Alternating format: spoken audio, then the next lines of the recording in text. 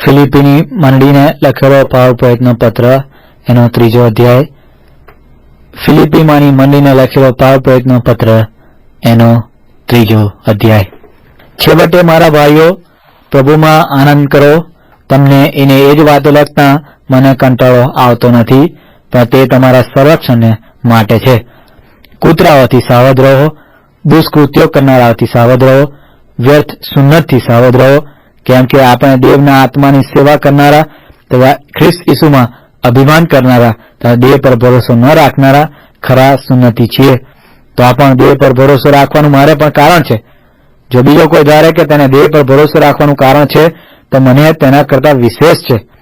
8મી દિવસે સુન્નત પામેલો, ઇસ્રાયેલના સંતાનનો, બિન્યામીનના કુળનો, હિબ્રુઓનો હિબ્રુ, નિયમશાસ્ત્ર સંબંધી ફરોશી, ધર્મના આવેશ સંબંધી મંડળીને સતાવનાર, નિયમ શાસ્ત્રના ન્યાયપણા સંબંધી નિર્દોષ, પણ જે માનવોને લાભકારક હતા તેને ખ્રિસ્તને લીધે હાનિકારક ગણ્યા. વળી ખ્રિસ્ત ઈસુ મારા પ્રભુના જ્ઞાનની શ્રેષ્ઠતાને લીધે હું બધાને હાનિ જ ગણું છું. એને લીધે મેં સગલાનું નુકસાન સહન કર્યું અને તેઓને કચરો જ ગણું છું, જેથી હું ખ્રિસ્તને પ્રાપ્ત કરું અને તેની સાથે એકરૂપ થાઉં અને નિયમશાસ્ત્રના પાલનથી મારું જે ન્યાયપણું છે તે નહીં, પણ ખ્રિસ્ત પરના વિશ્વાસ દ્વારા દેવથી જે ન્યાયપણું વિશ્વાસથી મળે છે તે મારું થાય.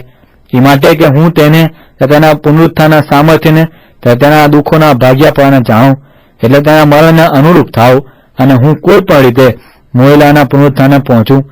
હજી સુધી હું બધું સંપાદન કરી ચૂક્યો કે સંપૂર્ણ થયો છું એમ નહીં, પણ જેને સારું ખ્રિસ્ત ઈસુએ મને પકડી લીધો તેને હું પકડી લઉં માટે હું આગળ ધસું છું. ભાઈઓ, મેં પકડી લીધું છે એમ હું ગણતો નથી, પણ એક કામ હું કરું છું, એટલે જે પછવાડે છે તેને વિસરીને અને જે આગળ છે તેની તરફ ધાઈને ખ્રિસ્ત ઈસુમાં દેવના સ્વર્ગીય આમંત્રણના ઇનામને માટે નિશાનની તરફ આગળ ધસું છું.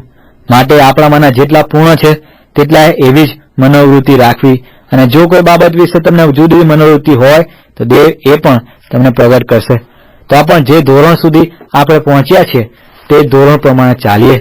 ભાઈઓ, મારું અનુકરણ કરો અને અમે જે નમૂનો તમારી આગળ મૂકીએ છીએ તે પ્રમાણે જેઓ ચાલનારા છે તેઓ પર લક્ષ્ય રાખો, કેમ કે એવી રીતે ચાલનારા ઘણા છે કે જેઓના વિશે મેં ઘણીવાર કહ્યું ને હમણાં પણ રડતા કહું છું કે તેઓ ખ્રિસ્તના વધસ્તરના શત્રુઓ છે. વિનાશ તેઓનો અંત, ઉદર તેઓનો દેવ અને શરમમાં તેઓનું અભિમાન છે. તેઓ સાંસારિક વાતો પર ચિત્ત લગાવે છે, પણ આપણી નાગરિકતા આકાશમાં છે, ત્યાંથી પણ આપણે તારનારની એટલે પ્રભુ ઈસુ ખ્રિસ્તની રાહ જોઈએ છીએ. તે જે સામર્થ્યથી સર્વને પોતાને આધીન કરી શકે છે તે પ્રમાણે આપણી અધમાવસ્થાના શરીરનું એવું રૂપાંતર કરશે કે તે તેના મહિમાવાન શરીરના જેવું થાય.